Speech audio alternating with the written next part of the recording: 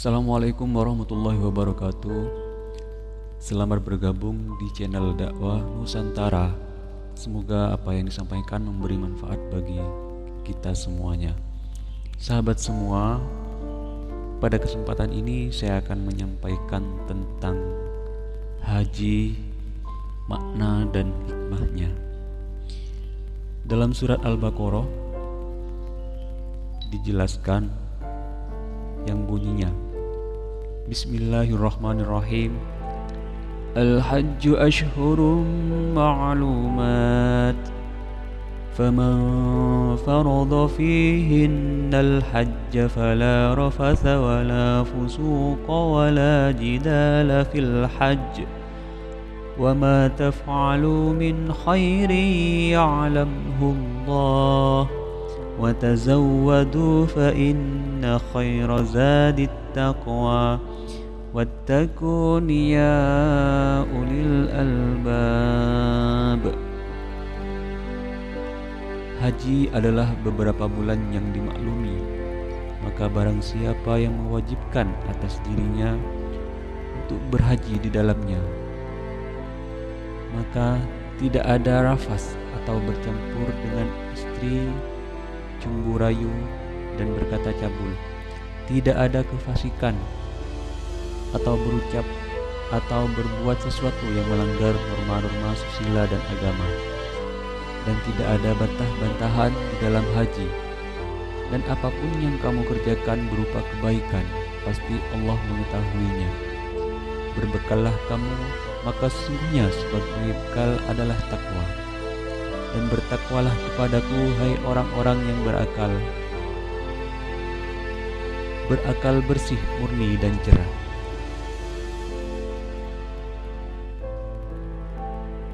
Dalam kisah Al-Imran juga dijelaskan Bismillahirrahmanirrahim. Inna awwala baitin wudi'a lin-nasi lalladhi bi Bakkata mubarakan wa hudan lil-'alamin.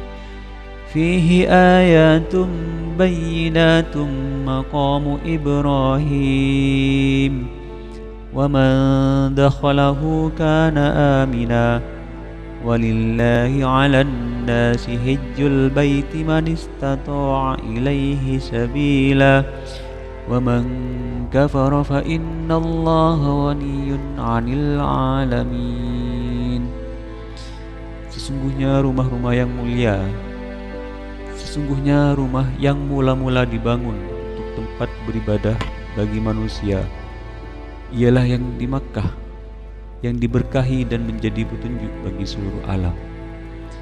Padanya terdapat tanda-tanda yang nyata, di antaranya makam Nabi Ibrahim. Barang siapa memasuki Baitullah, menjadi amanlah dia. Mengerjakan haji menuju Baitullah adalah kewajiban manusia terhadap Allah, yaitu bagi yang sanggup mengadakan perjalanan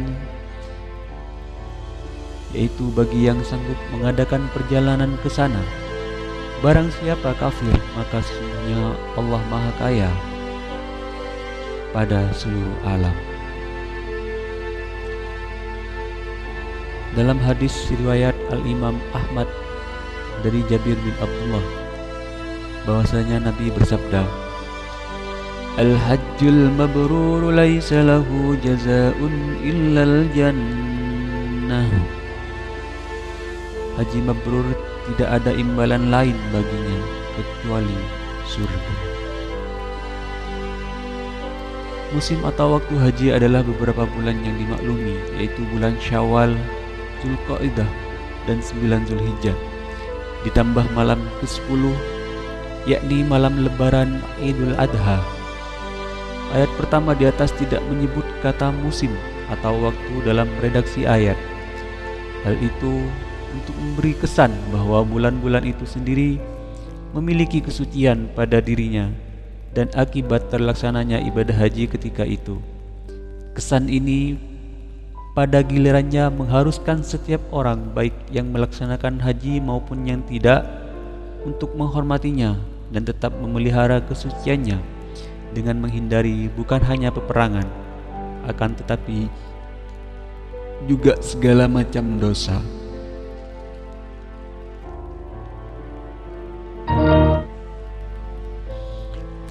Bulan-bulan yang dimaklumi, yakni bulan yang sudah diketahui oleh masyarakat Arab sejak sebelum diutusnya Nabi Muhammad SAW. Maka barang siapa yang mewajibkan atas dirinya dengan menetapkan niat untuk melaksanakan haji dalam bulan-bulan itu, maka hendaklah ia mengetahui bahwa tidak ada rafath, tidak ada kefasikan, dan tidak ada juga jidal, yakni pertengkaran di dalam masa mengerjakan haji. Anak kalimat dalam bulan-bulan itu mengisyaratkan bahwa ibadah haji dapat terlaksana walaupun tidak dilaksanakan sepanjang bulan-bulan tersebut. Dengan demikian, waktu haji bukanlah seperti waktu puasa Ramadan yang harus dilaksanakan sejak awal Ramadan hingga akhir, kecuali yang memiliki uzur atau halangan yang dapat membenarkan mengganti puasanya pada hari-hari yang lain. Bulan-bulan tertentu yang telah dimaklumi atau diketahui itu antara lain merupakan waktu permulaan berniat untuk melaksanakan haji. Niat berhaji sebelum bulan-bulan tersebut di atas tidak sah menurut banyak ulama.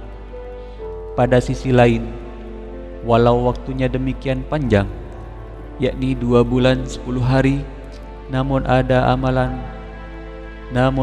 malam-malam haji yang tidak sah dilaksanakan kecuali pada hari-hari tertentu.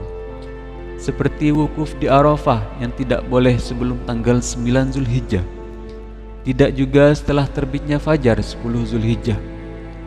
Waktu yang berkepanjangan itu antara lain dimaksudkan untuk memantapkan niat, melakukan persiapan bekal jasmani dan rohani, serta melakukan perjalanan yang hingga kini lebih-lebih di masa lalu membutuhkan waktu yang cukup lama.